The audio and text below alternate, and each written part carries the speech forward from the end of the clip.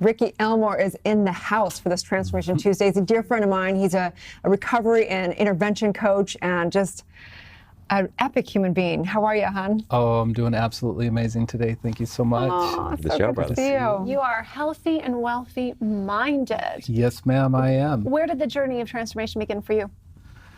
You know, it began when I was a child. You know, we had all of these struggling emotions in these states and these environments, and the pain that I had gone through developed into diagnosis and addictions and just a lot of pain, basically. And it drove me to a point where I needed to get help. And we found help, and after 9 years, I had a relapse and was determined clinically dead. And when I came out of that, which is about 14 years ago, I really woke up to how small of a vision that I was being taught.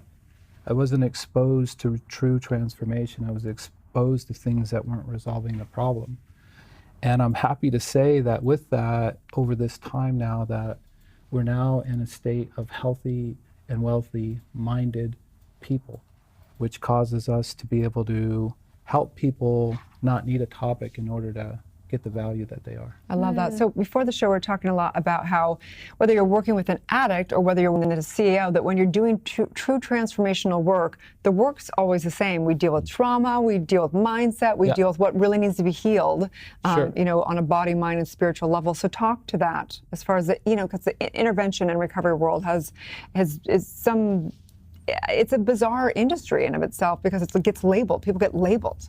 Yeah, it's an interesting thing because, you know, if a person is consuming too much, what is it that they're consuming? Is it a thought? Is it a chemical? Is it emotion? Is it a value? Is it a commitment? And if somebody is consuming too much, let's say drugs or alcohol, what's the reason why they're suffering so bad that they're looking for relief that causes a problem? And if you can engage them in a transformational process, you don't need to have a language of why they're suffering so bad. You more connect with who they are in their heart and say the value that you know that they are.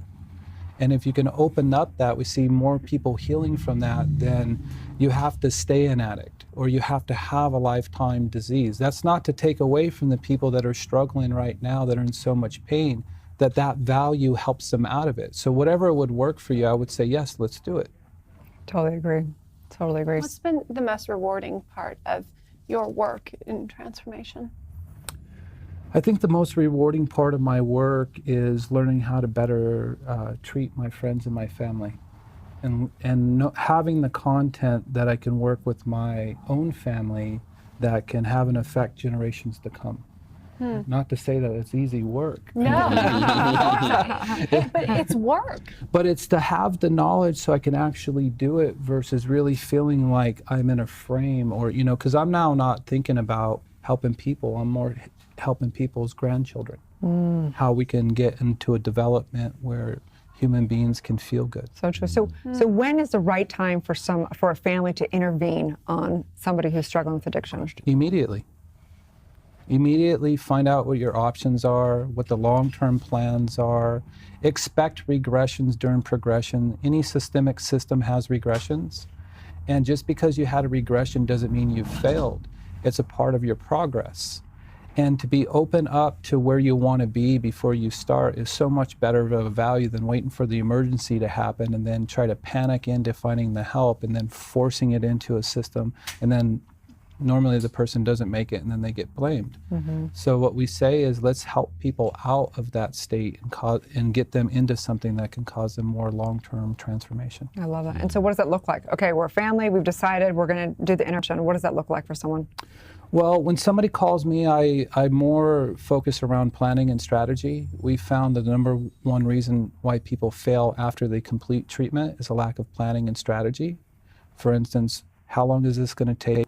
Who needs to be involved? How long should we make the commitment? And what are our expectations of time in order to accomplish the goal? That's where we start. Because a lot of times the intervention can be done by the person. Because I'll just give you the information. You could tell me if you want to do the work, or would you prefer us to support you doing so? Wow, that's profound. So such an interesting, I think the industry's changing a lot. It's ever trying to find and shape itself into what's working and not working. And some parts of it don't work at all. Some parts do work. And so how do we find what that is? And so it's going to be fun to watch your journey, because I know you're a leader in that industry. So thank you so much Thank you for so all much. of your important work. Yeah. Thank you, Coach. Appreciate it. Stay tuned. We'll be back with more Good Morning LaLa Land.